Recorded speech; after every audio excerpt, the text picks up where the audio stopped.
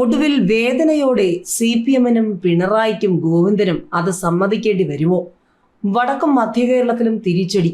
ആശങ്കയിൽ CPM. ന്യൂനപക്ഷ വോട്ടുകൾ ഏകീകരിച്ചത് UDF-ന് ഗുണമാകുമെന്ന secretariat വിലയിരുത്തൽ.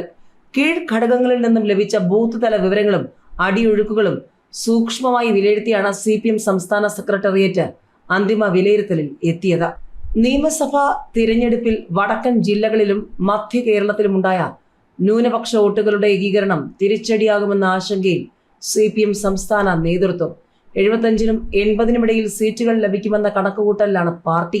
കീഴ്ഘടകങ്ങളിൽ നിന്നും ലഭിച്ച ബൂത്ത് തല വിവരങ്ങളും അടിയൊഴുക്കുകളും സൂക്ഷ്മമായി വിലയിരുത്തിയാണ് CPM സംസ്ഥാന സെക്രട്ടേറിയറ്റ് അന്തിമ വിലയിരുത്തലിൽ എത്തിയത്. ചില മന്ത്രിമാരുടെ തോൽവിക്ക് പുറമെ ചുരുക്കം ചില സീറ്റുകൾ നഷ്ടമാകുമെന്നും സെക്രട്ടേറിയറ്റ് വിലയിരുത്തി. 7 ജില്ലകളിൽ തിരിച്ചടിയുണ്ടാകുമെന്ന ആശങ്കയിലാണ് പാർട്ടി. മലപ്പുറം, കോഴിക്കോട്, എറണാകുളം, കോട്ടയം, ഇടുക്കി, പത്തനംതിട്ട, കൊല്ലം ജില്ലകളിൽ തിരിച്ചടി ഉണ്ടാകുമെന്നാണ് വിലയിരുത്തൽ.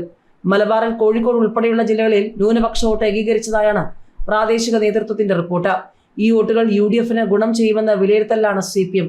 UDF ജമാഅത്തെ ഇസ്ലാമിയുമായും SDPI-യുമായും കൂട്ടുകെട്ടിലാണെന്ന് CPM നേരത്തെ ആരോപിച്ചിരുന്നു. ഭരണവിരുദ്ധ വികാരമില്ലെങ്കിലും പിണറായി വിജയനെ മാത്രം ഉയർത്തിക്കാട്ടിയുള്ള പ്രചാരണം വേണ്ടത്ര ഗുണം ചെയ്തിട്ടില്ലെന്ന് ഭവന സന്ദർശനങ്ങൾക്കിടെ നേതാക്കളോട് പാർട്ടി അനുഭാവികൾ ചൂണ്ടിക്കാട്ടിയിരുന്നു. അതുകൂടാതെ മുൻപെങ്ങുമില്ലാത്ത വിധത്തിൽ സ്ഥാനാർത്ഥി നിർണയത്തിന് ശേഷം പാർട്ടിയിലുണ്ടായ പൊട്ടിത്തെറികളും പ്രശ്നങ്ങൾക്കിടയാക്കി. G. സുധാകരൻ, PK ശശി, ഐഷ പോറ്റി അങ്ങനെയുള്ള നേതാക്കൾ പാർട്ടി വിട്ടത് അതത് ജില്ലകളിൽ അണികൾക്കിടയിൽ ആത്മവിശ്വാസം ചോർത്തിയതായും ജില്ലാ കമ്മിറ്റികളിൽ നിന്നുള്ള റിപ്പോർട്ടിലുണ്ട്. പേരാമ്പ്രയിൽ LDF കൺവീനർ TP രാമകൃഷ്ണന്റെ വിജയം സുനിശ്ചിതമാണെന്ന വിലയിരുത്തലുണ്ടെങ്കിലും ലീഗ് സ്ഥാനാർത്ഥി ഫാത്തിമ തഹ്ലിയ ശക്തമായ പോരാട്ടം കാഴ്ചവെച്ചതായി റിപ്പോർട്ടുണ്ട്.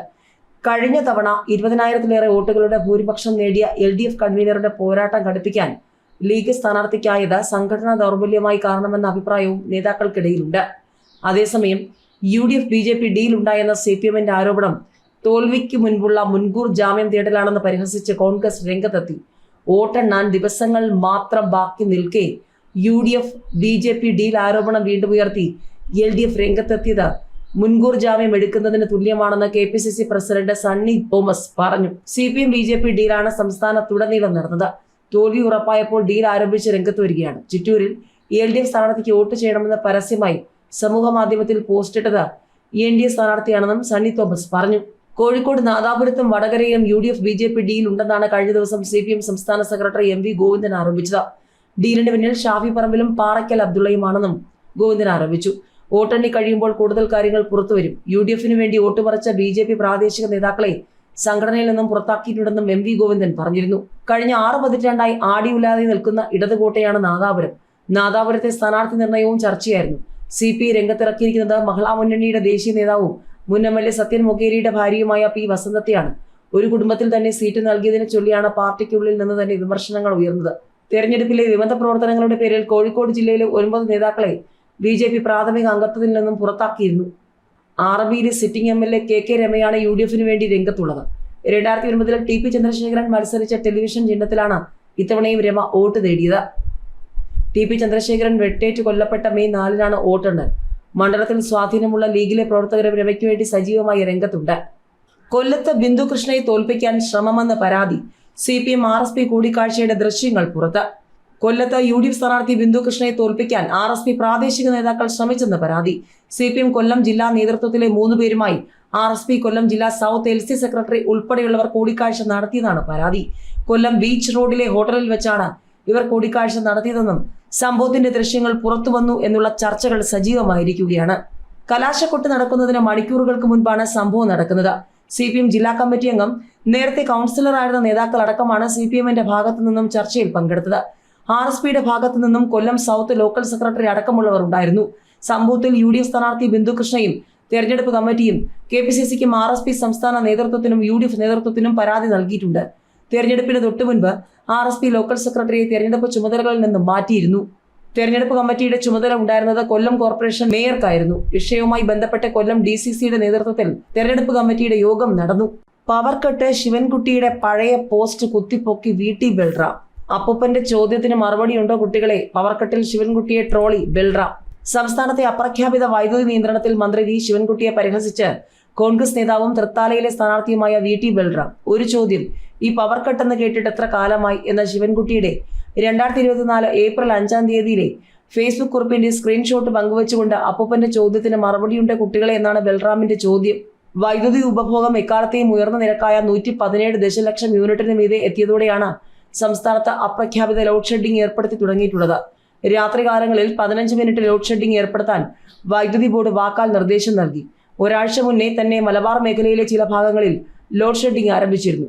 പിന്നാലെ കൊച്ചി, തിരുവിതാംകൂർ മേഖലയിലും 10-15 മിനിറ്റ് വൈദ്യുതി നിയന്ത്രണം ആരംഭിച്ചു. എന്നാൽ ലോഡ് ഷെഡിംഗ് ആരംഭിച്ചിട്ടില്ലെന്നും വൈദ്യുതി പ്രതിസന്ധി നേരിടാൻ ചില നിർദ്ദേശങ്ങളും ക്രമീകരണങ്ങളും ഏർപ്പെടുത്തുകയാണെന്നാണ് KSEB അധികൃതർ പറയുന്നത്. രാത്രിയിൽ കൊടും ചൂടിനൊപ്പം വൈദ്യുതി മുടക്കവും കൂടിയാകുന്നതോടെ ജനം വെന്തുരുകുകയാണ്. ഇതോടെയാണ് ബൽറാമിന്റെ പോസ്റ്റ് പ്രത്യക്ഷപ്പെട്ടത്. അപ്പൂപ്പന്റെ ഈ ചോദ്യത്തിന് മറുപടിയുണ്ടോ കുട്ടികളെ എന്നാണ് ചോദ്യം. ഒരു ചോദ്യം, ഈ പവർ കട്ട് എന്ന് കേട്ടിട്ട് എത്ര കാലമായി എന്നായിരുന്നു ശിവൻകുട്ടിയുടെ പഴയ പോസ്റ്റ്. വൈദ്യുതി ഉപഭോഗം വളരെ കൂടുതലുള്ള സ്ഥലങ്ങളിലാണ് നിയന്ത്രണമെന്നാണ് പേരെങ്കിലും സംസ്ഥാനത്ത് മുഴുവൻ 15 മിനിറ്റ് മുതൽ അരമണിക്കൂർ വരെ പലവട്ടം വൈദ്യുതി മുടങ്ങുന്നുണ്ട്. ലോഡ് ഷെഡിങ്ങിന് പകരം ലോഡ് റെസ്ട്രിക്ഷൻ എന്ന പേരിലാണ് KSEB ഇപ്പോൾ വൈദ്യുതി നിയന്ത്രിക്കുന്നത്. ചികിത്സയിൽ കേരളം നമ്പർ 1. പക്ഷെ മുഖ്യമന്ത്രിക്ക് കണ്ണ് ചികിത്സയ്ക്ക് ചെന്നൈയിൽ പോകണമെന്ന് യുവരാജ് ഗോകുൽ. ചികിത്സയിലും ആരോഗ്യത്തിലും കേരളം നമ്പർ 1 എന്നാണ് ഇടത് സർക്കാർ വാചകം അടിക്കുന്നതെങ്കിലും മുഖ്യമന്ത്രിക്ക് കണ്ണ് ചികിത്സയ്ക്ക് ചെന്നൈയിൽ പോകണമെന്ന യുവരാജ് ഗോകുലിന്റെ പരിഹാസം. കേരളത്തിലെ ആരോഗ്യ മേഖല ലോകത്ത് 1-ാം സ്ഥാനത്താണ്. അമേരിക്കയിൽ നിന്ന് വരെ ടീച്ചറമ്മയെ വിളിച്ച് മരുന്ന് ചോദിക്കുന്നു. അതുകൊണ്ട് ഇനി കേരളമല്ല, ലോകം നന്നാക്കണം. ഫേസ്ബുക്ക് കുറിപ്പിൽ യുവരാജ് ഗോകുൽ പറഞ്ഞു. പിണറായി പോകുന്നതോടെ തമിഴ്നാട്ടിലെ ആരോഗ്യ മേഖല ഉണരും.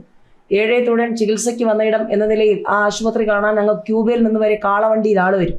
മുഖ്യൻ സഞ്ചരിച്ച നവകേരള ബസ് കാണാൻ അങ്ങനെ ആള് വന്നിരുന്നു. അതല്ലാതെ ചില ദുഷ്ടശക്തികൾ പറഞ്ഞു പരത്തും പോലെ ഇവിടുത്തെ ആരോഗ്യ മേഖലയെ വിശ്വാസമില്ലാത്തോണ്ടോ കണ്ണിനകത്ത് വല്ല കത്തർകയോ കോടാലിയോ മറന്നു വെച്ചാലോ എന്ന് ഭയന്നിട്ടല്ലെന്നും യുവരാജ് ഗോകുൽ പരിഹസിച്ചു.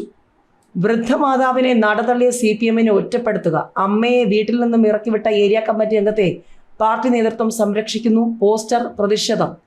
ആലപ്പുഴയിൽ അമ്മയെ വീട്ടിൽ നിന്നും ഇറക്കിവിട്ട CPM ഏരിയ കമ്മിറ്റി അംഗത്തെ പാർട്ടി നേതൃത്വം സംരക്ഷിക്കുന്നതിനെതിരെ വ്യാപക പോസ്റ്റർ പ്രതിഷേധം. കായംകുളം ഏരിയ കമ്മിറ്റി അംഗവും പുതുപ്പള്ളി ലോക്കൽ കമ്മിറ്റി സെക്രട്ടറിയുമായ നേതാവിന്റെ അമ്മ കഴിഞ്ഞ ദിവസം പരാതിയുമായി രംഗത്ത് വന്നിരുന്നു. ഇപ്പോൾ ഇതാ സോഷ്യൽ മീഡിയയിലും പ്രതിഷേധം കനക്കുകയാണ്. ഒരു വിഭാഗം CPMകാർ തന്നെ പാർട്ടി നേതൃത്വത്തിനും നേതാവിനുമെതിരെ പോസ്റ്റർ പ്രതിഷേധവുമായി രംഗത്തെത്തി. വൃദ്ധമാതാവിനെ നടതള്ളിയ CPMനെ ഒറ്റപ്പെടുത്തുക, ക്യാൻസർ രോഗിയും വിധവയുമായ അമ്മയെ ക്യാൻസർ രോഗിയും വിധവയുമായ മാതാവിന് സംരക്ഷണം നേടിയുള്ള അപേക്ഷ CPM ഏരിയ കമ്മിറ്റി മുക്കിയ തുടങ്ങിയ ചോദ്യങ്ങളാണ് പോസ്റ്ററിലുള്ളത്.